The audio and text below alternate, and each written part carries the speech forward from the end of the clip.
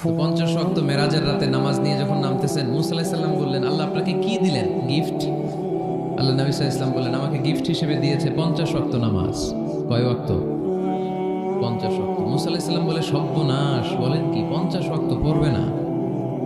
আমি তো আপনার আগে দুনিয়াতে নবী হিসেবে এসেছিলাম, আমার ফিল্ড ওয়ার্কের এক্সপেরিয়েন্স আছে, উম্মত চড়াইয়া খাইছি তো আমি জানি পড়বে না। আপনি যে দেখেন কমায় আনা যায় কিনা।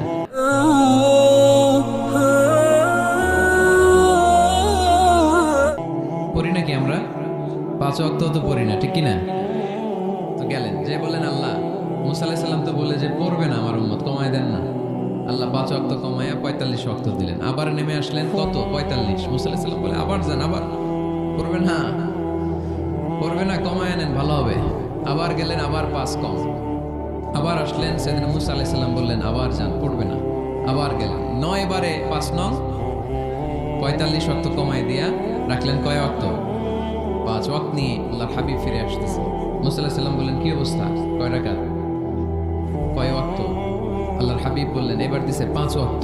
মুসা আলাইহিস সালাম বললেন, এটাও পড়বে না, ঠিক কিনা?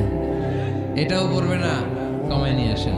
এবার আল্লাহ রাসূল সাল্লাল্লাহু আলাইহি ওয়াসাল্লাম বলতে আরম্ভ করলেন, কি বলেন, 9 বার গেলাম, আর কত যাওয়া যায়, আর পারুম না, লজ্জা লাগে, আমার শরম লাগে। সহিহ বুখারীতে এই কথাটাই এসেছে, আস্তাহি মির রাব্বি, আমার এবার লজ্জা লাগে যেতে। শরম বলেও তো একটা কথা আছে। কয়বার যাওয়া যায় আল্লাহর কাছে? সুবহানাল্লাহ পড়ুন। লাজুকতা কাকে বলে তিনি শিখিয়েছেন। সকালবেলা কুরবানির হাটে যাবে গরু বিক্রি করতে, বউরে কয়, বউ একটা দাম কর। বউ বলে, কত কম? বল যে 50,000। তো বউ কয়, বললাম 50,000। তো এরপর বাজারে যখন নিয়ে গেছে, এক লোক এসে বলতেছে, ভাই গরুটা 40,000 দিবেন? তখন সে বলে, আল্লাহর কসম, সকালবেলা একজন 50,000 দাম কইছে, দেই নাই। সকালে 50,000 কইছে, এরই তো দেই নাই, আপনার 40,000 কেমনে দেই? এরকম ডাকাইত আছে রাডাই। আল্লাহ রাসূল সাল্লাল্লাহু আলাইহি ওয়াসাল্লাম মদিনার খেজুরের বাগান বাজার পরিদর্শনে গেলেন। যে খেজুরের স্তূপ দেখে আল্লাহ রাসূল সাল্লাল্লাহু আলাইহি ওয়াসাল্লাম খেজুরের স্তূপে হাত ঢুকায় দিলেন। ঢুকায় দেওয়ার পরে তিনি দেখলেন পানি, ভিতরে কি? আর উপরে শুকনা খেজুর। আল্লাহর হাবিব বললেন, ভিতরে পানি, উপরে শুকনা কেন? কয়, বৃষ্টি হয়েছে। আর বৃষ্টি হলে তো সব জায়গায় পানির সয়লাব থাকবে। আল্লাহ রাসূল সাল্লাল্লাহু আলাইহি ওয়াসাল্লাম রেগে গেলেন আর বললেন, মান গাশশানা ফালাইসা মিন্না, যে আমাদেরকে ধোঁকা দেয় সে আমার উম্মত হতে পারে। The person who deceives us he is not among আস, যে লোক আমাদের ধোঁকা দেয় সে আমাদের অন্তর্ভুক্ত। মুসলমানরা কি ধোঁকা দিতে পারে? খাদ্যে ভেজাল দিতে পারে? ওজনে কম দিতে পারে? মাছে ফরমালিন দিতে পারে? টেন্ডারবাজি করতে পারে? চাঁদাবাজি করতে পারে? ক্যাসিনোর ব্যবসা করতে পারে? পারে? পারে। এজন্য আমরা যেন ধোঁকাবাজি না করি। ধোঁকাবাজে ভরে গেছে বাংলাদেশ। এই ধোঁকাবাজি থেকে আমাদেরকে বেঁচে থাকতে হবে যদি প্রিয় নবীর উম্মত হতে চাই, ঠিক কিনা? তাহলে আল্লাহ তাআলার কাছে সবচেয়ে প্রিয় জায়গার নাম সবাই বলেন। আর সবচেয়ে অপছন্দনীয় জায়গার নাম বাজার। হাদিসটা সহিহ বুখারীতে এসেছে। এমন বাজার যেখানে মদের আড্ডাখানা, যেখানে ক্যাসিনোর ব্যবসা, হারাম ব্যবসা, ওইটা আল্লাহর কাছে অপছন্দনীয়। আল্লাহর হাবিব সাল্লাল্লাহু আলাইহি ওয়াসাল্লামের একটা অভ্যেস ছিল, তিনি কোনো এলাকায় গেলেই প্রথমে একটা মসজিদ বানায় ফেলতেন। সুবহানাল্লাহ পড়েন। তার মানে মসজিদ কেন্দ্রিক তিনি সব করতেন। মস্ক সেন্টার, আগে মসজিদ, তারপরে সব। যেমন তিনি মক্কা থেকে যখন মদিনায় হিজরতে আসবেন, মদিনায় ঢোকার আগে কোবা নামক একটা এলাকায় তিনি কয়েক সপ্তাহ ছিলেন। ওখানে এই 2 সপ্তাহের ব্যবধানে একটা মসজিদ বানায় ফেলছেন, মসজিদে কোবা। মসজিদের নাম কি? প্রতি শনিবারে তিনি মসজিদে কোবায় যেতেন, ওখানে যে সালাত পড়তেন। এবং আল্লাহর হাবিব বলেছেন, কেউ যদি, আপনারা যখন মদিনা শরীফে যাবেন, শনিবারে যদি কেউ সকালবেলা আপনারা যে কোবা মসজিদে যে অজু করে, ঘর থেকে অজু করে যে 2 রাকাত সালাত পড়েন, তাহলে উমরা করলে, একটা মাকবুল উমরা করলে যেই সওয়াব, ওই সওয়াব আল্লাহ আমলনামায় দিয়ে দিবেন। কোবা থেকে তিনি মাইগ্রেট করলেন মদিনায়। মদিনাতে যেও তিনি একটা মসজিদ প্রতিষ্ঠা করলেন। মসজিদটার নাম সবাই বলেন, মসজিদে নববী। আল্লাহ রাসূল সাল্লাল্লাহু আলাইহি ওয়াসাল্লাম খুব চমৎকার লোকেশন বাছাই করতে পারতেন। লোকেশন তিনি দেখলেন কোথায় করলে ভালো হয়, কোথায় কোথায় কোথায়। খুঁজতে খুঁজতে এমন জায়গাটা পছন্দ হলো, সেখানে ছিল পুরাতন খেজুরের বাগান, ধ্বংসাবশেষ, আর ছিল মুশরিকদের কবর। আল্লাহর হাবিব বললেন, মুশরিকদের কবরগুলোরে হাড্ডি আর কঙ্কাল সহ উঠায় ফেলো, উঠে আরেক জায়গায় দাফন করো। সুবহানাল্লাহ পড়েন। খেজুর গাছগুলো কেটে সমান করো, ধ্বংসাবশেষ ভেঙে মাটির সাথে গুড়িয়ে দাও, এখানে হবে আমার মসজিদ। স্থাপিত হলো মসজিদে নববী। সুবহানাল্লাহ পড়েন। এখানেই 10 বছর বিষ্ণু ইসা ইসলাম ইমাম ছিলেন, খতিব ছিলেন। এজন্য যারা ইমাম, যারা খতিব, তাদের অনেক দায়িত্ব। তারা বিষ্ণু ইসা ইসলামের রেখে যাওয়া দায়িত্ব পালন করছে। আল্লাহর হাবিবের যে চাকরি ছিল, ইমাম সাহেবদের একই চাকরি। আল্লাহর হাবিবের যে দায়িত্ব ছিল, ইমাম সাহেবদের একই দায়িত্ব, কিন্তু তাদের বেতনটা বড্ড কম এদেশে, তাই না? আহা, সামান্য কিছু বেতন দিয়ে ইমাম মুয়াজ্জিনদেরকে আমরা রাখি, এটা ঠিক না। এজন্য টাঙ্গাইলবাসীদেরকে আমি প্রথম যে মেসেজটা দিতে চাই, ইমাম মুয়াজ্জিন আর খাদেমদের বেতন বাড়ায় দেন। আপনার বেতন বাড়ায় দিবে কে? সভাপতি সাহেব, সেক্রেটারি সাহেব, ক্যাশিয়ার সাহেব, বেতন বাড়ান। ওনাদের বেতন বাড়ায় দেন, আপনাদের জীবনে বরকত দিবে কে? ইমাম মানি নেতা। ইমাম মানি কি? নেতার সাথে যদি আমরা খারাপ আচরণ করি, এটা আমাদের জাতির জন্য কখনোই কোনোভাবে কল্যাণকর হতে পারে না। আল্লাহর হাবিব সাল্লাল্লাহু আলাইহি ওয়াসাল্লাম নিজ হাতে মসজিদ তৈরি করলেন। আমাদের মতো টাইলস আর এয়ার কন্ডিশনের মসজিদ, মসজিদে নববী না, এরকম ছিল না। বালুর ফ্লোর। কিসের ফ্লোর? ছাদ ছিল খেজুর পাতার ছাউনি। বৃষ্টি হলে ওই বালুর মধ্যে কাদামাটি হয়ে যেত, আর ওই কাদামাটিতেই দাঁড়িয়ে নামাজ পড়তেন মুহাম্মদ সাল্লাল্লাহু আলাইহি ওয়াসাল্লাম। সাহাবারা বলতেন, আল্লাহর হাবিব যখন নামাজ পড়ে আমাদের দিকে তাকাতেন, রাআইতু আসারা তিনি ফি জাবহাতিহি, আমরা রাসূলের নাকে এবং কপালে দেখতাম কাদার মাটি মিশে আছে। আল্লাহর হাবিব যখন মুসল্লিদের দিকে তাকাতেন, দেখতেন প্রতিটা মুসল্লি সাহাবীর নাকে আর কপালে কাদার মাটি মিশে আছে। তার মানে আমার নবীর বানানো মসজিদ ছিল কাঁচা, কিন্তু মুসল্লি ছিল পাকা। আমাদের মসজিদগুলো পাকা, কিন্তু মুসল্লিরা কাঁচা। পাকা মুসল্লি হইতে হবে, মসজিদকে আবাদ করতে হবে। কি করতে হবে? আওয়াজ করে বলেন, কি করতে হবে? আমরা মিলে, সবাই মিলে যেন মসজিদকে আবাদ করি।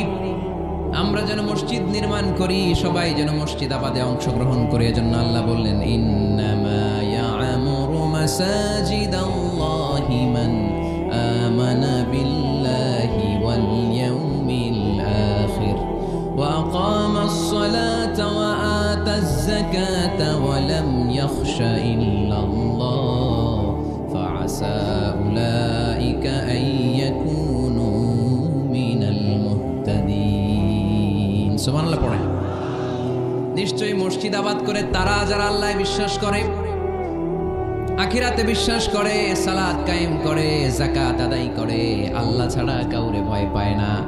এই 5টা কাজ যারা দুনিয়ার বুকে করে, তারাই হলো আল্লাহর জমিনে মসজিদের আবাদকারী। ঠিক কি না? ফাআসা উলাইকা ইয়াকুনু মিনাল মুহতাদিন। আশা করা যায় এরাই হলো হেদায়েত প্রাপ্তদের অন্তর্ভুক্ত। সুবহানাল্লাহ পড়ে। এদের কাছে আল্লাহর হেদায়েত আছে। 5টা গুণ আর কোয়ালিটিস থাকবে যারা মসজিদের আবাদ করবে। 1 নম্বর গুণ, মসজিদের আবাদকারী যারা হবে তারা বিশ্বাস করবে একজনকে, তিনি কে। আবার তাদের 2 নম্বর গুণ, তারা আখিরাতে বিশ্বাস করবে। মসজিদ যারা আবাদ করবে তাদের 3 নম্বর গুণ, তারা মসজিদে যে জামাতে সালাত আদায় করবে। ঠিক কিনা? মসজিদ আবাদ করে কিন্তু মসজিদে যায় না, এরকম আছে না নাই?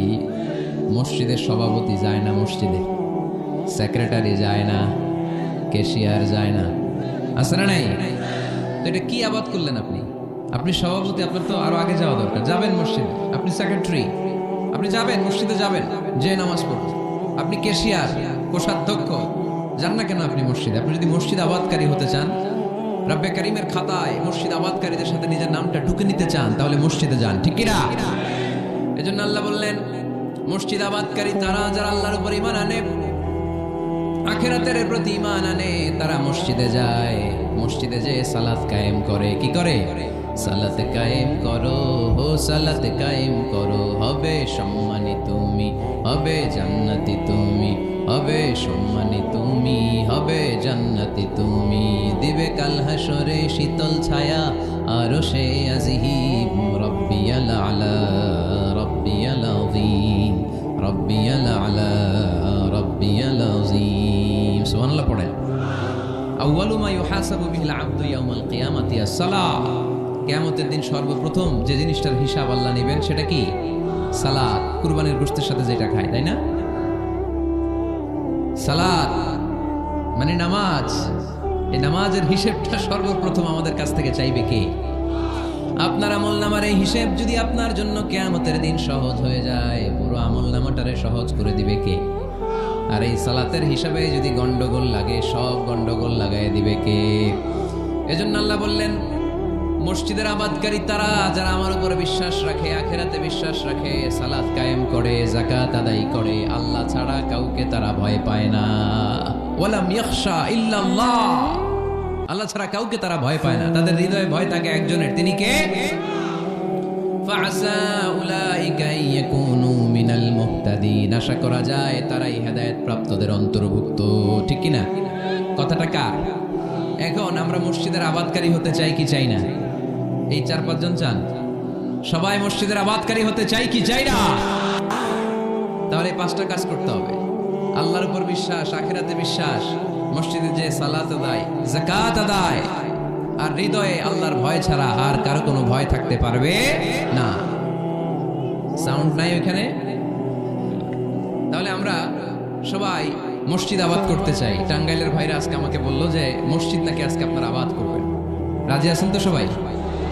খেয়াল রাখবেন, ইসলামে মসজিদ এটা সবার, নাকি আওয়ামী লীগের, বিএনপি, জাতীয় পার্টির, জামাত ইসলাম, পীরের মুরিদ, তাবলীগের ভাই? কাদের? চিল্লায় বলেন কাদের? অনেক জায়গায় দেখেন মসজিদ বানায় আহলে হাদিস জামে মসজিদ। কেন আহলে হাদিস জামে মসজিদ হবে কেন? আবার অনেক জায়গায় হানাফি জামে মসজিদ। কেন? সমস্যা কি আপনাদের? ভাগ করেন কেন? আল্লাহ রাসূল আসছে মিলাইতে, আমরা খালি কোপায়া কোপায়া ভাগ করে দেই না। ভাগ করবেন না, সবাইরে সব মসজিদে ঢুকতে দিবেন। আহলে হাদিসের ভাইরা হানাফি ভাইদের সাথে মসজিদে সালাত পড়বে। হানাফি মাযহাব যারা মানে তারা আহলে হাদিসের ভাইদের সাথে সালাত আদায় করবে। ঠেলাঠেলি আছে? কাবা ঘরের সামনে কেউ এইভাবে বুকে বাঁধে, আল্লাহু আকবার, এইভাবে দেখছেন না? কেউ এইভাবে, আবার হানাফিরা এইভাবে। মালিকীদের কিছু লোক আছে এরা বাঁধেই না, ছেড়ে রাখছে। কি করবি কর, বাঁধবো না এইভাবে। হ্যাঁ, করে কিছু করারও নাই, এরা ছেড়ে দিয়ে নামাজ পড়ে। তো আল্লাহর ঘর এখানে, প্রতিটা নবীর পদ ধুলি লেগেছে যেই মক্কায়, প্রিয় হাবিবের শ্বাস প্রশ্বাস এখনো মিশে আছে এই কাবা ঘরে। আল্লাহর ঘর কাবা বাইতুল্লাহ, ওখানে দাঁড়িয়ে কেউ এখানে, কেউ এখানে, কেউ এখানে, কেউ বাদেই না, কেউ আমিন জোরে, কেউ আসতে। কোনো ঠেলাঠেলি আছে? তো বাংলাদেশে ঠেলাঠেলিটা আনলো কে? কেন এই ঠেলাঠেলিটা করেন? কথা কি বুঝেন? ঠেলাঠেলির দিন শেষ, ঐক্য গড়ার বাংলাদেশ। চিল্লায় বলো ঠিক কিনা? এজন্য আল্লাহ বললেন ইন্নামা ইয়ামুরু মাসাজিদাল্লাহ, যারা আল্লাহ বিশ্বাসী, নামাজ পড়ে, যাকাত দেয়, আল্লাহরে ভয় করে, তারাই মসজিদের আবাদ করে। উমরানুল মাসাজিদ, কেমন করে মসজিদের আবাদ করবেন? 1 নাম্বার, মসজিদ নির্মাণের মাধ্যমে মসজিদের আবাদ হয়। ঠিক কিনা? আল্লাহর হাবিব বললেন মান বানা লিল্লাহি বাইতান মিন মালিহি বানাল্লাহু লাহু বাইতান ফিল জান্নাহ, নিজের অর্থ ব্যয় করে যে দুনিয়ার বুকে মসজিদ বানায়া দেয়, আল্লাহ তার জন্য জান্নাতে ঘর বানায়া দেয়। ইন্না মিম্মা ইয়ালহাকু আল মুমিনু মিন হাসানাতিহি বা'দা মাউতিহি, মৃত্যুর পরে কোনো মানুষ যে সওয়াবগুলো অটোমেটিক সব সময় ধারাবাহিকভাবে পেতে থাকে, তার মধ্যে একটা হচ্ছে দুনিয়াতে সে যদি কোনো মসজিদ বানিয়ে যায়, তার পার্সেন্টেজ সওয়াব যতদিন এই পৃথিবী থাকবে ততদিন আপনার আমলনামায় ওই সওয়াবের পার্সেন্টেজ পাঠিয়ে দিবে কে? তার মানে মসজিদ আবাদের 1 নাম্বার পদ্ধতি মসজিদ বানানো। মসজিদ আবাদের 2 নাম্বার পদ্ধতি বারবার মসজিদে যাওয়া, মসজিদে যে জামাতে সালাত আদায় করা। মসজিদের সাথে সম্পর্কের দরকার আছে না নাই? মসজিদে যে জামাতে সালাত আদায় করা, সালাতুল জামাআ তাফদুলু সালাতাল ফাজরি বি27 দারাজা। একা নামাজ পড়লে যেই সওয়াব, মসজিদে যে জামাতে পড়লে 27 গুণ সওয়াব হয়ে যায়। এজন্য জামাতে সালাত পড়বেন তো। তার মানে 1 নম্বরে পেলাম মসজিদ বানানো, 2 নম্বরে পেলাম মসজিদে যে জামাতে নামাজ পড়া, 3 নম্বরে মসজিদের সাথে হৃদয়টারে ঝুলিয়ে রাখা। মসজিদের সাথে হৃদয়টা ঝুলে থাকবে। 7 শ্রেণীর ব্যক্তিকে আল্লাহ তাআলা কিয়ামতের দিন আরশের নিচে ছায়া দিবে। এর মধ্যে 1 শ্রেণীর ব্যক্তি ওই ব্যক্তি যে ব্যক্তির হৃদয়টা সবসময় মসজিদের সাথে ঝুলে থাকে, লেগে থাকে। জোহরের নামাজ পড়ে খালি টেনশন, কিরে আসরের সময় কখন হবে। আসর পরে চিন্তা করে মাগরিবে আমি কই থাকবো, তখন মসজিদ থাকবে কই, নামাজটা হবে কিনা। মাগরিব পড়ার পরে একটাই চিন্তা, ঘুমের আগে এশাটা যেন ঠিক মতো হয়। ঠিক কিনা? এরকম মুসল্লি আছে না নাই? আল্লাহর হাবিব বললেন যারা সবসময় হৃদয়টারে মসজিদের সাথে এইভাবে লাগিয়ে রাখে, আরশের নিচে তাদেরকে সেদিন ছায়া দিবে কে? আল্লাহর আরশের ছায়া ছাড়া ওই দিন আর কোনো ছায়া থাকবে নাকি? আকাশের সূর্য মাথার কাছে নেমে আসবে, জমিনটারে তামার জমিন বানিয়ে দেওয়া হবে, জিহ্বাটা তৃষ্ণার চোটে বের হয়ে নাভি পর্যন্ত কুকুরের মতো ঝুলতে থাকবে, মানুষগুলো চিৎকার মারবে, কোনো ছায়া নাই আরশের ছায়া ছাড়া। ওই আরশের ছায়ার নিচে ওই ব্যক্তিকে আল্লাহ ছায়া দিবেন যার হৃদয়টা মসজিদের সাথে লেগে থাকে, সবসময় মসজিদের সাথে মনটা পড়ে থাকে। এরকম আছে না নাই? মসজিদে বারবার যেতে চায়। মসজিদে যাওয়ার জন্য যতগুলো কদম ফেলবেন, প্রতিটা কদমে আপনার মর্যাদা এক স্ট্যাটাস, একতলা বাড়ায় দেয় কে? গুনাহগুলো মাফ করে দেয় কে? আবার মসজিদে যদি কোনো দিনই হালাকায় বসেন, আল্লাহর রহমত চারদিক থেকে আপনারে বেষ্টন করে ফেলে, আল্লাহর ফেরেশতারা আপনাদের জন্য দোয়া করতে থাকে। তাহলে মসজিদ আবাদের 1 নাম্বার নমুনা হলো মসজিদ বানানো। মসজিদকে আবাদ করার 2 নাম্বার নমুনা হলো মসজিদে জামাতের সাথে সালাত আদায় করা। মসজিদ আবাদের 3 নাম্বার নমুনা হলো হৃদয়টা মসজিদের সাথে ঝুলিয়ে রাখা। মসজিদ আবাদের 4 নাম্বার নমুনা হলো নিজ হাতে মসজিদকে পরিষ্কার পরিচ্ছন্ন রাখা। মসজিদ ঝাড়ু দিচ্ছেন কে কে? দেখি হাত তোলেন। প্রত্যেক দিন দেন? আলহামদুলিল্লাহ, আলহামদুলিল্লাহ। এটা সাইয়েদনা ইব্রাহিম আলাইহিস সালাম আর ইসমাঈল আলাইহিস সালামের ডিউটি ছিল। ডিউটিটা দিছিল কে? চিল্লায় বলেন কে? আল্লাহ বললেন তাহহিরা বাইতিয়া লিত-তাইফিনা ওয়াল আকিফিনা ওয়ার রুকআইস সুজুদ। মসজিদেরি ঝাড়ু বারদার ও কামারে হাত, শোনো আমার মুনাজাত। পড়েন, শোনো শোনো ইয়া ইলাহি আমার মুনাজাত, শোনো আমার মুনাজাত। পড়েন আমিন। খাদেম ঝাড়ু দিল কিনা? মসজিদের ফ্লোর মুছলো কিনা? মুয়াজ্জিন হুজুর মসজিদ ঝাড়ু দিল কিনা? মসজিদে বালু আছে কিনা? সবাই যে চেক করে। দায়িত্ব কি শুধু খাদেমের আর মুয়াজ্জিনের কাঁধের উপরে নাকি আমাদের কাঁধেও মসজিদ পরিচ্ছন্ন রাখার দায়িত্ব আছে? রাডাই 2 জন নবীকে আল্লাহ বললেন, সাইয়েদনা ইব্রাহিম যাকে উপাধি দিয়েছেন আল্লাহ খলিল, আমার মসজিদ পরিষ্কার করো, বাপ বেটা মিলে ঝাড়ু দাও। সাইয়েদনা ইসমাঈল ইব্রাহিম মসজিদ ঝাড়ু দিতে পারলে আপনি কোন লাট সাহেব হয়েছেন? কি হয়ে গেছেন আপনি? মনে জ্বালা, যন্ত্রণা, ঘরে মারামারি, শান্তি নাই, মসজিদে চলে যান, মসজিদ মুছে দেন, একটু ঝাড়ু দিয়ে দেন, আপনার ঘরের সব অশান্তির শান্তি বানায় দিবে কে? মনের জ্বালা যন্ত্রণা দূর করে দিবে কে? এই জন্য হৃদয়ে যদি কষ্ট থাকে, জ্বালা যন্ত্রণা থাকে, অসুখ থাকে, অশান্তি থাকে, মসজিদে যান, মসজিদটা ঝাড়ু দেন, এতিমের মাথায় হাত বুলায় দেন, হৃদয়টারে প্রশান্ত করে দিবে কে? তাহলে এই কাজগুলো করার মাধ্যমে আমরা মসজিদ আবাদ করবো। রাজি আছেন? আপনাদের টাঙ্গাইল জেলায় সবচেয়ে বড় মসজিদ কোনটা?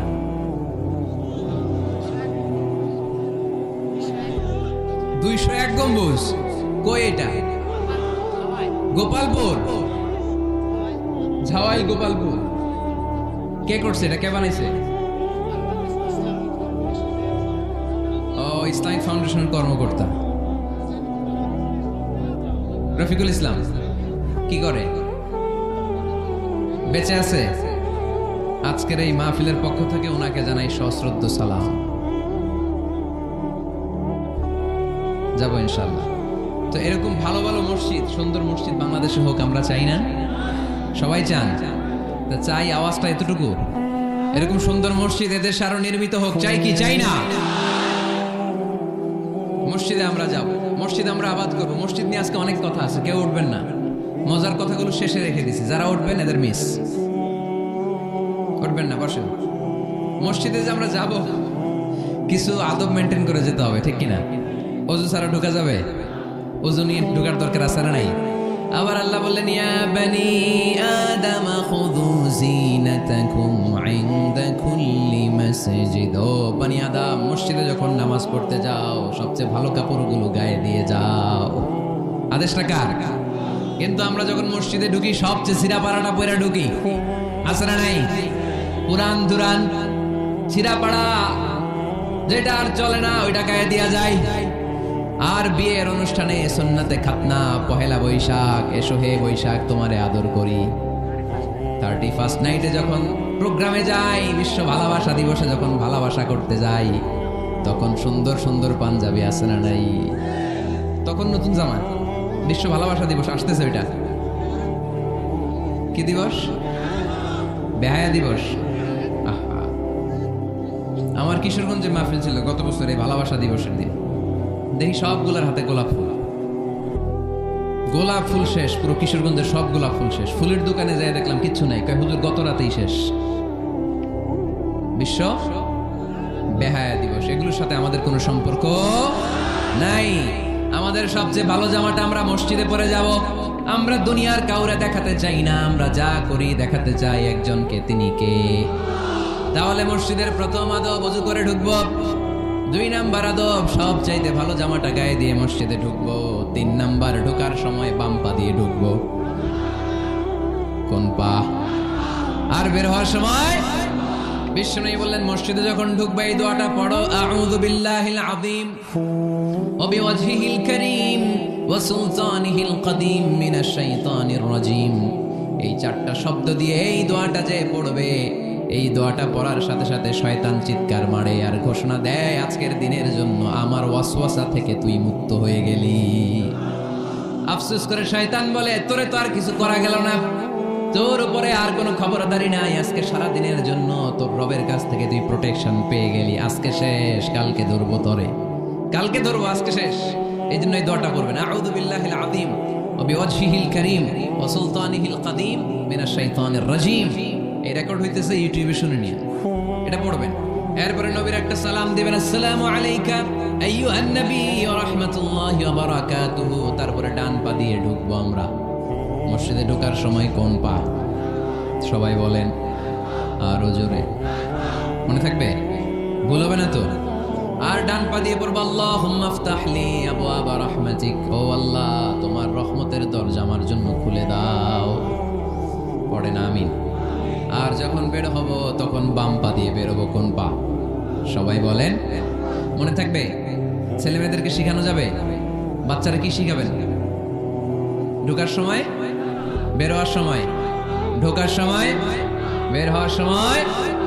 আর বের হওয়ার সময় পড়ব, আল্লাহুম্মা ইন্নী আসআলুকা মিন ফাদলিক, আল্লাহ আমি আপনার কাছে ফদল চাই। ঢোকার সময় রহমত চাই, বের হওয়ার সময় ফদল। ফদল মানে রিজিক।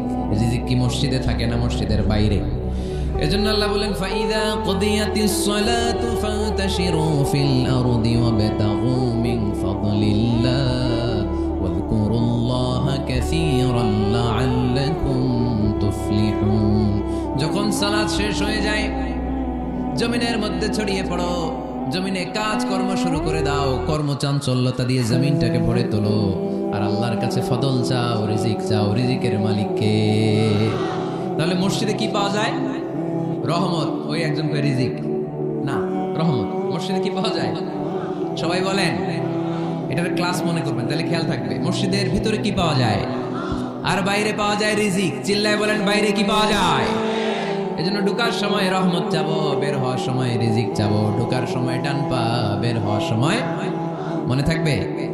আর মসজিদে ঢুকেই 2 রাকাত, ঢুকেই 2 রাকাত। দুখুলুল মসজিদ, তাহিয়াতুল মসজিদ, তাহিয়াতুল উযু, যেই নাম দেন। ওযু করলেই, মসজিদে ঢুকলেই, মনে থাকবে? ভুলে যাবেন তো আপনারা, খেয়াল থাকবে। মসজিদে ঢুকলেই 2 রাকাত পড়তেন বিশ্বনবী মুহাম্মদ সাল্লাল্লাহু। বিশ্বনবী জুমার খুতবা দিচ্ছেন, হঠাৎ এক সাহাবী খুতবা চলাকালীন সময়ে মসজিদে ঢুকেই বসে পড়লেন। বিশ্বনবী বললেন, দাঁড়াও। নিজের খুতবা বন্ধ করে দিয়ে সাহাবীরে বললেন, দাঁড়াও, 2 রাকাত পড়েছো নাকি? সাহাবী বলে, পড়ি নাই। বিশ্বনবী বললেন, তাড়াতাড়ি করে চটজলদি করে 2 রাকাত পড়ে নাও। খুতবা, জুমার খুতবা চলতেছে, খুতবা থামিয়ে দিয়ে খুতবার নিরবিচ্ছিন্নতাকে ভঙ্গ করে আল্লাহর হাবিব সাল্লাল্লাহু আলাইহি ওয়াসাল্লাম 2 রাকাত পড়তে বললেন। এটা খুবই জরুরি, পড়বেন, খুতবা চলাকালীনও পড়বেন। যদিও আমাদের দেশের অনেক জায়গায় এটার সুযোগ দেয় না, বলে যে লাল বাতি জ্বলন্ত অবস্থায় নামাজ পড়া নিষেধ। নিজেরা বানাইছে এই নিষেধ, তো পড়তে না দিলে বারান্দায় পড়েন, যেহেতু খুতবা শোনারও গুরুত্ব আছে। হানাফি মাযহাবে খুতবাটারে ওয়াজিব বলে, খুব গুরুত্ব দেয়। এজন্য বলে যে এটা বেশি গুরুত্বপূর্ণ ওই নামাজের চেয়ে। এটা হচ্ছে ওনাদের দলিল, কিন্তু ওই দলিলটা বেশি শক্তিশালী যে মসজিদে ঢুকেই 2 রাকাত পড়তে হয়, ঠিক কিনা? এজন্য মসজিদে ঢুকেই আমরা 2 রাকাত পড়ব। তাহলে প্রথমে ওযু করে নিলাম, সুন্দর জামা পরলাম, ডান পা দিয়ে মসজিদে ঢুকলাম, ঢুকেই 2 রাকাত পড়লাম। এই সবগুলো আদেশ বিশ্বনবী আমাদের জন্য দিয়েছে, ঠিক কিনা? আবার বিশ্বনবী নিষেধ করেছে কবরের উপর যেন কখনো কেউ মসজিদ না বানায়। লাআনা রাসূলুল্লাহ সাল্লাল্লাহু লাআনাতুল্লাহি আলাল ইয়াহুদ ওয়ান নাসারা ইত্তাখাযু কুবুর আম্বিয়াইহিম মাসাজিদা। আল্লাহ তাআলা ইহুদি নাসারাদের উপর লানত দিয়েছে। কি দিয়েছে? লানত, কারণ তারা তাদের নবীদের কবরের উপরে মসজিদ বানায় ওইখানে নামাজ পড়ে। কবরস্থানে নামাজ পড়া যায়? কবরের উপরে নামাজ পড়া যায়? বাংলাদেশে আছে না নাই? ছোট্ট এতটুকু মসজিদ, 2 কাতারের এত বড় কবরস্থান, ইয়া লাল শালু নীল শালু, আগরবাতি আর গোলাপ জলের গন্ধে ঢুকা যায় না, আছে না নাই? ওখানে যে আগরবাতি জ্বালায় দেয়, গোলাপ জল ঢেলে দেয়, আছে না নাই? কবরস্থানে বা মাজারে কেন মোমবাতি দেয় মানুষ আমি জানি না। যিনি কবরে শুয়ে আছেন ওনার কাছে কি আলো যায়? মোমবাতির আলো তো ওনারে দিছেন কেন? এটা তো যে সমস্ত ঘরে এখন ইলেকট্রিসিটি পৌঁছে নাই, বাচ্চারা পড়াশোনা করতে পারেন, এদের ঘরেই না আপনি মোমবাতি দিবেন? তাহলে আপনার বাবার কবরটারে আলো দিয়ে ভরে দিবে কে? মাজারে যে অনেকে টাকা দেয়, মানত করে, মাজারে টাকা দেয়া যায় না, মানত করা যায় না, মানত করতে হয় একজনের নামে। চিল্লায় বলেন তিনি কে? খবরদার, এগুলো থেকে সাবধানে থাকতে হবে। মাজার জিয়ারত করা সুন্নাহ, কবর দেখলেই সালাম দেয়া সুন্নাহ, জিয়ারত করা সুন্নাহ। এর জন্য দোয়া চাইবেন, নিজের জন্য আল্লাহর কাছে দোয়া চাইবেন, এর জন্য দোয়া করবেন, নিজের জন্য দোয়া করবেন। কিন্তু মাজারে পড়ে থাকা লোকটার কাছে কিছু চাওয়া যায়? আল মাইয়িতু ফিল কবর কাল গরীকি ফিল বাহর। সাঁতার না জানা ব্যক্তি সাগরে পড়লে যেরকম অসহায়, কবরে শুয়ে থাকা ব্যক্তিটা তার চেয়েও বেশি অসহায়। সে আপনার জন্য কি করবে? আপনি তার জন্য দোয়া করলে সে কিছু পাবে, সে আপনার কিছু করায় দিতে পারবে? করতে পারে একজন, তিনি কে? চিল্লায় বলতে হবে তিনি কে? কেউ ফিরে না খালি হাতে আল্লাহরে তোর দরবারেতে, ঠিক কি না? পড়েন সবাই, কেউ ফিরে না খালি হাতে আল্লাহরে তোর দরবারেতে। এজন্য কবর কেন্দ্রিক কোনো মসজিদ নেই, আগে মসজিদ পরে হবে কবর।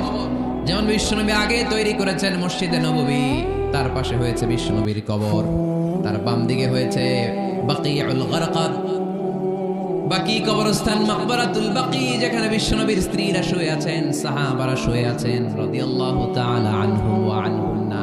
তাহলে আগে হবে মসজিদ, তারপরে কবর। কবর কেন্দ্রিক কোনো মসজিদ বানানো যাবে? মনে থাকবে এটা। টাঙ্গাইল এরকম আছে যে আগে কোন আল্লাহর ওলির কবর ছিল, এর উপরে বিশাল মসজিদ বানাইতেছে, আছে? নাই? আলহামদুলিল্লাহ, খুব ভালো। কবর কেন্দ্রিক মসজিদ বানাবেন না, মসজিদ আর কবরস্থানে গ্যাপ রাখবেন, তা নাহলে ভেজাল হওয়ার সম্ভাবনা আছে না নাই? এরপরে বিশ্বনবী মসজিদকে ক্লিন রাখতে বলেছেন। আমার রাসূলুল্লাহ সাল্লাল্লাহু আলাইহি ওয়াসাল্লাম বিবিনাইল মসজিদি ফি দুয়ার ওয়া আন তুনাযযাফা ওয়া তুতায়্যাবা। আল্লাহর হাবিব বলেছেন, এলাকায় এলাকায় তোমরা মসজিদ বানাও, মসজিদগুলোরে পরিষ্কার রাখো, আতর আর সুগন্ধ দিয়ে তোমরা পারফিউম করে দাও। মসজিদটারে সুগন্ধযুক্ত করে রাখবেন, পারফিউম করে রাখবেন। আরব দেশে মসজিদে বাখুর জ্বালিয়ে দেয়, রৌদ জ্বালিয়ে দেয়, মসজিদে ঢুকলেই কলিজাটা ঠান্ডা হয়ে যায়, নামাজ পড়তে মনে চায়, কোনো দুর্গন্ধ নাই। এজন্য মসজিদ পরিচ্ছন্ন রাখার দরকার আছে না নাই? এরপরে বিশ্বনবী সাল্লাল্লাহু আলাইহি ওয়াসাল্লাম বললেন, মসজিদের সর্বশেষ আদব হলো তোমরা যখন মসজিদ বানাবা, খবরদার মসজিদকে অতিমাত্রায় ডিজাইন করা যাবে না, অতিমাত্রায় ডিজাইন করা যাবে না। আমরা এতই ডিজাইন করি, কোনটা মসজিদ আর কোনটা কমিউনিটি সেন্টার চিনাই যায় না, আছে না নাই? না, অতিমাত্রায় ডিজাইন না, যতটুকু লাগে। গরম লাগে, এয়ারকন লাগান, নো প্রবলেম। নিচে সমস্যা, সিম্পলি টাইলস দিয়ে দেন। কিন্তু লাইটিং ফাইটিং, লাল নীল বাতি, এই কারুকার্য ওই কারুকার্য, এটা করতে নিষেধ করেছেন মুহাম্মদ সাল্লাল্লাহু। বিশেষ করে মসজিদের কেবলার দেয়ালে। কোন দেয়ালে? কেবলার দেয়ালে কোনো ঘড়ি থাকতে পারবে না, কোনো ক্যালেন্ডার থাকতে পারবে না, সব পিছনে। ইমাম সাহেব ঘড়ির টাইম দেখে নেবে। সামনে ক্যালেন্ডার থাকলে নামাজের সময় ক্যালেন্ডারের ভিতরে যে মাদ্রাসা মসজিদ, ওইখানে নজর পড়ার সম্ভাবনা আছে না নাই? বিভিন্ন জিনিস লেখা থাকে, নামাজও পড়ি, ওইটাও পড়ি, আছে না নাই? নামাজ পড়ে কয়টা বাজলো, ঘড়ির দিকে নজর পড়ার সম্ভাবনা আছে না নাই? এই জন্য কেবলার দেয়ালটা যদি সাদা মাঠা রাখা যায় সেটাই ভালো। আপনার নজর থাকবে সেজদার দিকে, ডানে একটা নজর দিলে আল্লাহ বলে ফিরে আয় সেজদার দিকে তাকা, আরেক দিকে নজর দিলে আল্লাহ বলে ফিরে আয় সেজদার দিকে তাকা। আবার যদি টাইলসের দিকে নজর দেন আল্লাহ বলে ফিরে আয় সেজদার দিকে তাকা। আবার যদি নজর দেন আল্লাহ রেগে যেয়ে বলে লা হাজাতা লি ইলা সলাতিক, তোর এই নামাজের কোনো দরকার আমার নাই। যে আল্লাহ তাআলাকে খুশি করার জন্য সালাত করতে আসলাম, উনি যদি বলে তোর এই নামাজের দরকার আমার নাই, তো কার জন্য সালাত পড়লেন আপনি? এজন্য মসজিদের সামনের ওয়ালে যত কম ডিজাইন হওয়া যায়, ঘড়ি, ক্যালেন্ডার ইত্যাদি ফিত্যাদি, লেখাজোখা, এগুলো সামনে না, এগুলো পেছনে দিতে পারলে ভালো। ইভেন জায়নামাজের মধ্যেও কাবা ঘরের ডিজাইন আছে না নাই? এটা ইহুদিদের ষড়যন্ত্র। আমরা বোকাশোকা মুসলমান, ওরা সর্বপ্রথম জায়নামাজের মধ্যে কাবা ঘরের ডিজাইন দিছে। কোন ডিজাইন? আর আমরা মুসলমানরা মনের অজান্তে নিজের কাবারে নিজে লাথি মারি। কথা বলেন, কথা বলেন। এজন্য খবরদার, কোন মসজিদের ডিজাইনওয়ালা, কোন কাবা ঘরের নমুনাওয়ালা, মসজিদুল আকসার গম্বুজলা, মসজিদে নববীর কোনো গম্বুজলা জায়নামাজ আমরা কিনবো না। আমরা না কিনলে ওদের ব্যবসা শেষ, ঠিক কিনা? ফ্রেশ জায়নামাজ কিনবে। কি জায়নামাজ? ফ্রেশ, সিম্পলি ফুল হইতে পারে, সাদা হইলে আরো ভালো। ফ্রেশ কোন মসজিদ, বিশেষ করে কাবার ডিজাইনওয়ালা তো কিনাই যাবে না। ওইটার মধ্যে দাঁড়ায় আছে ইমাম সাহেব, আছে না নাই? মনে থাকবে, মনে থাকবে। এই জন্য বিশ্বনবী বললেন মসজিদ নির্মাণ করো, মসজিদের সাথে হৃদয়টারে ঝুলিয়ে রাখো। কিয়ামতের দিন এই মসজিদের ওসিলায় জান্নাতের বাড়ি বানায় দিবে কে? আবার বিশ্বনবী বললেন লা তুসাদ্দুর রিহাল ইল্লা ইলা সালাসাতি মাসাজিদা। এই দুনিয়ার বুকে 3টা মসজিদের দিকে শুধু বিশেষ সওয়াবের উদ্দেশ্যে ভ্রমণ করা যায়। এই 3টা মসজিদ ছাড়া বিশেষ সওয়াবের উদ্দেশ্যে পৃথিবীর কোনো মসজিদে ভ্রমণ করা যাবে। আপনি ডিজাইন দেখতে যাইতে পারবেন। এই যে বললেন যে কি একটা হইছে 200 কত গম্বুজ, 201 গম্বুজ, সুন্দর একটা বানাইছে, দেখতে যাই, যাওয়া যাবে। নামাজ পড়তে মনে চায় ওইটাই যাওয়া যাবে, কিন্তু ওইখানে বেশি সওয়াব হবে, এই নিয়তে যাওয়া যাবে? You can't say it any journey expecting special virtue except 3 mosques, the mosque of Haram, the mosque an-Nabawi, the Masjid al-Aqsa, ঠিক কি না? এই 3টা মসজিদ ছাড়া বিশেষ সওয়াবের নিয়তে পৃথিবীর কোনো মসজিদে ভ্রমণ করা যায় না, তবে দেখতে যাওয়া যায়। এটার আর্কিটেকচারাল ডিজাইন দেখার জন্য, এটার ক্যালিওগ্রাফিক্যাল ডিজাইন, এটার ইকোসিস্টেম, এটা কেমন করে করেছে, কতটুকু জায়গা, ডিজাইনটা কেমন, এটা দেখার জন্য যেতে পারবেন। কিন্তু এই 201 গম্বুজে নামাজ পড়লে সওয়াব 3 গুণ হবে, এরকম ধারণা করা যাবে? বাইতুল মুকাররমে বললে এত গুণ সওয়াব, এই ধারণা করা যাবে? এই যে চলে আসছে 201 গম্বুজ। আমি দেখতেছি, আপনারা পাবেন না দেখতে। আগে দেখে ফেলছেন? মাশাআল্লাহ, মাশাআল্লাহ, সুন্দর। আরো কিছু পরামর্শ দিবে, এগুলো শেষে দিচ্ছি আমি। কষ্ট হইতেছে আপনাদের? জিমায় পড়তেছেন? আরো কয়েক মিনিট শুনবেন। 3টা মসজিদে নিয়ত করে যাওয়া যায়। 1 নম্বরে মসজিদে হারাম, 1 নম্বরে কি? ইন্না আউওয়ালা বাইতিন উদিআ লিন-নাসি লাল্লাযী বিবাক্কাতা মুবারাকা। সর্বপ্রথম যেই ঘরটা আল্লাহ তাআলা জমিনের মধ্যে স্থাপন করলেন, ওই ঘরটা হলো মসজিদুল হারামের মাঝখানের কাবা ঘর। এই ঘরটা অবস্থিত যেই শহরের মধ্যে, শহরের নাম বাক্কা, এখনকার নাম মক্কা। সুবহানাল্লাহ পড়েন। মক্কার আগের নাম বাক্কা। কোরআনে বাক্কার কথা আছে, এবং হজ উমরা করতে গেলে দেখবেন যে অনেক হোটেল আছে, হোটেলের নাম ফুন্দুক বাক্কা। ফুন্দুক বাক্কা মানে বাক্কা হোটেল। মক্কার আগের নাম কি? বাক্কা। এখান থেকেই বিষ্ণু ঈসা ইসলাম ইসরা শুরু করেছেন, মেরাজের আগের ধাপ, নাম ইসরা। এই মসজিদে 1 রাকাত নামাজ পড়লে 1 লক্ষ রাকাতের সওয়াব দেয় কে? সুবহানাল্লাহ করতে পারলেন না? পৃথিবীর আর কোন মসজিদে 1 রাকাত পড়লে 1 লক্ষ রাকাতের সওয়াব হয়? আপনাদের 201 গম্বুজে বললে, বাইতুল মুকাররম, পৃথিবীর কোন মসজিদে বললে হবে? শুধুমাত্র কেবলমাত্র মসজিদুল হারামে 1 রাকাত সালাত পড়লে 1 লক্ষ রাকাতের সওয়াব আমলনামায় দিবে কে? এজন্য আল্লাহ বলেন ওখানে যাও, হাইসুমা তুয়াল্লু ফাওয়াল্লু ওজুহাকুম শাতরা। যেখানে যাইবা, দুনিয়ার যেখানেই থাকো না কেন, কাবা ঘরের দিকে হয়ে নামাজ পড়াকে আবশ্যক করেছে কে? পৃথিবীর যেখানেই যান, কোন দিকে হয়ে নামাজ পড়বেন? কাবা, টু দ্য ডাইরেকশন অফ কিবলা। আপনি অবাক হবেন, অস্ট্রেলিয়ায় একটা শহর আছে সিডনি। এই সিডনি শহরে একটা জঙ্গল আছে, এই জঙ্গলে একটা গাছ আছে, যে গাছটা মানুষের মতো রুকু করে আছে, টু দ্য ডাইরেকশন অফ কিবলা, তাও কিবলামুখী হয়ে। পত্রিকার কাটিং দেখেছেন না আপনারা? অনেক ক্যালেন্ডারেও আছে। গাছ, ইউটিউবে দেখেছেন? গাছ রুকু করে আছে, টু দ্য ডাইরেকশন অফ কিবলা, কিবলামুখী হয়ে, মানুষের মতো। সুবহানাল্লাহ পড়ে। তাহলে এই মসজিদ এমন মসজিদ, এই মসজিদে 1 রাকাত সালাত পড়লে 1 লক্ষ রাকাতের সওয়াব হয়ে যায়। এই মসজিদ এমন মসজিদ, যেই মসজিদের মাঝখানে একটা ঘর আছে, ঘরটার নাম বাইতুল্লাহ। প্রতিনিয়ত এই ঘরের উপর 120টা রহমত নাজিল করে কে? সিত্তুন আলিত তাইফিন, 60টা রহমত নাজিল হয় যারা কাবা ঘরের চারদিকে তাওয়াফ করতে থাকে। আরবাঈন আলিল মুসাল্লিন, 40টা রহমত নাজিল হয় যারা কাবা ঘরের চারদিকে নামাজ পড়তে থাকে। 20 আলিন নাযিরিন ইলাল কাবা, বাকি 20টা সওয়াব নাজিল হয় যারা শুধু কাবা ঘরের দিকে তাকিয়ে থাকে। কাবা ঘরের দিকে তাকায় থাকলে সওয়াব। সুবহানাল্লাহ বললেন না? আন-নাযার ইলাল কাবা, 3 জিনিসের দিকে তাকালেই সওয়াব। কয় জিনিস? জোরে বলেন। 1 নাম্বার আন-নাযার ইলাল মুসহাফ, কোরআনের দিকে তাকালেই সওয়াব, পড়া লাগবে না, পড়লে তো সওয়াব আছে, তাকানো মাত্রই। 2 নাম্বার আন-নাযার ইলা ওয়াজহিল ওয়ালিদাইন, মা বাবার চেহারা। মা বাবার খেদমত করলে তো সওয়াব আছেই, টাকা দিলে তো সওয়াব আছেই, কিন্তু মা বাবার চেহারার নজরের দিকে যদি রহমতের নজরে একবার তাকান, একটা কবুল হজ করলে যেই সওয়াব, ওই সওয়াব আমল নামাই দিবে কে? মা বাবা এমন জিনিস আমরা চিনলাম না। আমরা পীর সাহেবের দরবারে লাউ নিয়ে যাই আর গান গাই, সাদের লাউ বানাইলে মরে, আগা খাইলাম ডগা খাইলাম, খাইলাম না ডুগডুগি না। তো কই লাউ নিয়ে যান আপনি, কই হাদিয়া নিয়ে যান? আসল পীর সাহেব তো আপনার ঘরে। আপনার আব্বা সবচেয়ে বড় পীর সাহেব, আপনার আম্মা জান আপনার জন্য সবচেয়ে বড় পীর সাহেব। গোটা বিশ্বের সব পীর সাহেব যদি 50 বার করে কোরআন খতম দিয়ে এক গ্লাস পানির মধ্যে ফু দেয়, আর আপনার আব্বা শুধু বিসমিল্লাহ বলে যদি এক গ্লাসের পানিতে ফু দেয়, ওই গ্লাসের পানির ফুটা আল্লাহর কাছে কবুল হয়ে যাবে। এজন্য বিশ্বনবী বলতেন, আল জান্নাতু তাহতা আকদামি উম্মাহাতিকুম। ও দুনিয়ার মানুষেরা শোনো, দুনিয়ার পুরুষ মানুষদের পায়ের নিচে থাকে জুতা, জুতার নিচে থাকে বালু আর মাটি, আর দুনিয়ার বুকে এক একটা মায়ের পায়ের নিচে থাকে তার সন্তানদের জান। কি মা? এই মারে আমরা চিনি না। লাউ কাতাআতা জিলদাক, তোমার গায়ের চামড়া কেটে যদি মাকে জুতো বানিয়ে দাও, ওই যে ছোটবেলায় দুধ খাইছিলা, এক ঢোক দুধের শোধ আদায় হবে না। এক ঢোক দুধের শোধ আদায় হবে না। ওই মা 3 বার বললেন আল্লাহ রাসূল এই মায়ের কথা। কয়বার? আল্লাহ হাবিব বললেন মা মা মা, তারপরে মা কয়বার? বাবা কয়বার?